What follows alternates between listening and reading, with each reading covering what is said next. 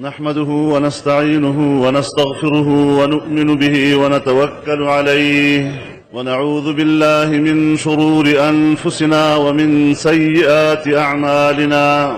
من يهده الله فلا مضل له ومن يضلله فلا هادي له، وبارك وسلم تسليما كثيرا. أما بعد، فأعوذ بالله من الشيطان الرجيم. بسم الله الرحمن الرحيم.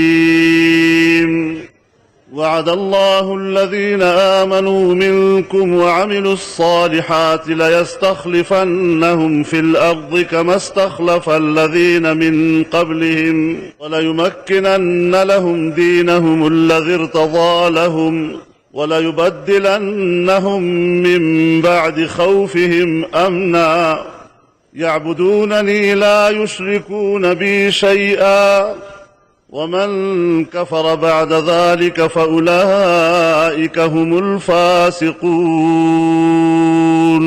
وأقيموا الصلاة وآتوا الزكاة وأطيعوا الرسول لعلكم ترحمون.